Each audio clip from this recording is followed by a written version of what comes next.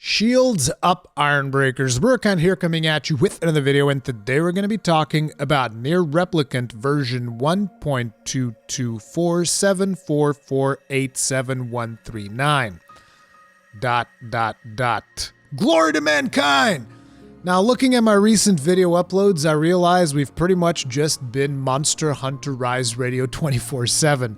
And I don't really think that's about to change as we wire dash into the game's release on the 26th. So I decided to take a look at upcoming game releases just to see what else is on the horizon that I'm excited about. And it seems to me that this year is pretty much dominated by two major publishers for me. And those two publishers are Capcom and Square Enix.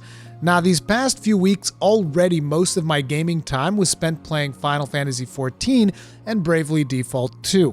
Which, by the way, I still need to make a video on that game, but it's like I'm only 12 hours in at this point because online homeschooling of my children has taken away a lot of my free time to play video games. But when I get further ahead in the game, I'm going to eventually make a video on Bravely Default 2. Just know that up until this point, I'm enjoying it quite a bit. But anyway, as I checked the calendar, I noticed that there's a game that I'm really excited about and I haven't really talked about that much. And that game is NieR Replicant. Now, I came into contact with NieR for the first time with NieR Automata, and the main reason I was interested in checking it out was because it was being developed by Platinum Games. If you've been with this channel for a while, you'll be aware of the fact that I'm always curious about games that Platinum is working on because I really like their particular brand of ridiculously over-the-top stylish action. I've been a massive fan of Vanquish ever since I got my hands on the PS3 demo. I mean, you guys remember the friggin' rocket-powered knee slide into bullet time and just shooting the crap out of everybody and the crazy over-the-top action that happens in that game? Wasn't that friggin' awesome? Like, that game, I still find that game is so incredibly underrated that I just have to bring it up every chance that I get. But anyway, I also obviously love Bayonetta. I've talked about that in the past. It's really awesome. I thought Astral Chain was also amazing. And I was actually one of the idiots that bought an Xbox One for the main purpose of playing Scalebound.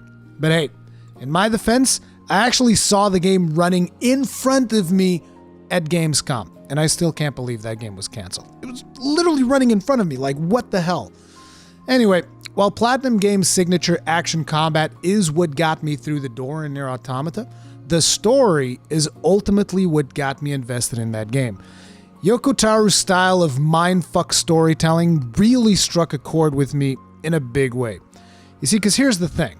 A lot of video games have stories. Some are good, some are bad, and some of them you even get to make a few choices that change the course of the story itself and the final outcome. But very few ever feel unique enough to the point where they simply couldn't be told through any other medium. Take Uncharted, for instance. I love the Uncharted games. I think they are great fun and fantastic games in their own right. But there's no denying that an Uncharted story could be told through a movie or a book.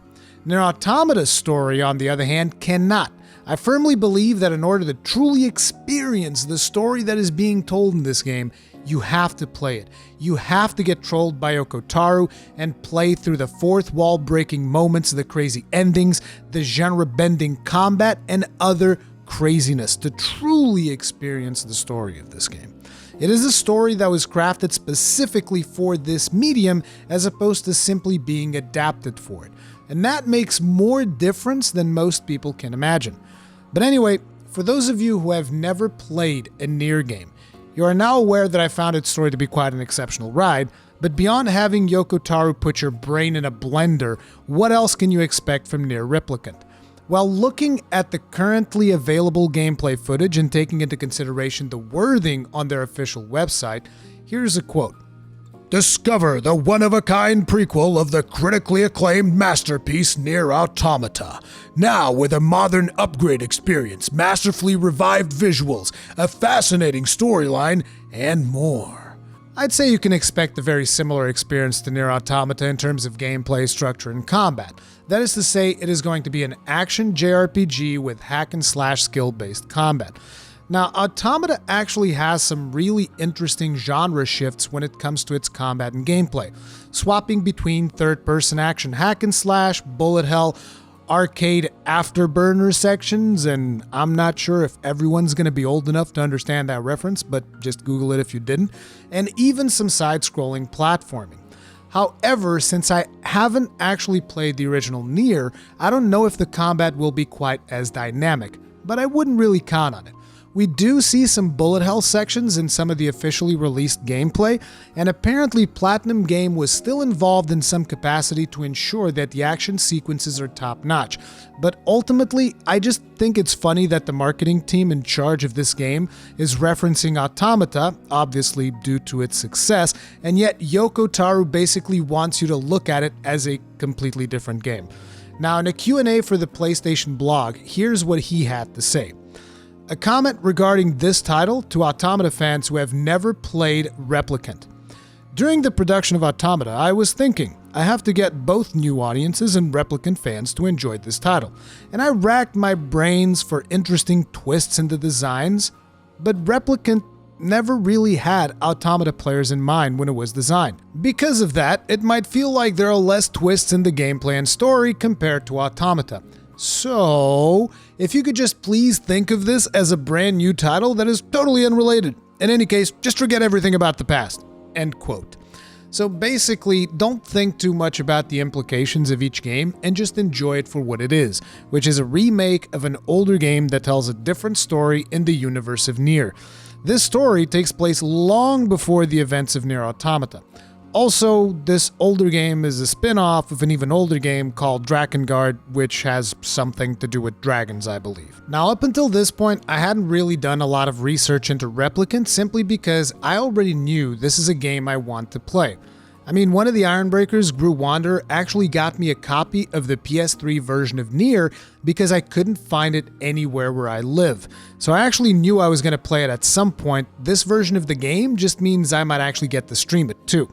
But for today's video, I looked around a little, not too much as I don't want to get spoiled to the events of the original game, and from what I can tell, the modern release of NieR Replicant is going to include some additional content that was not present in the original release.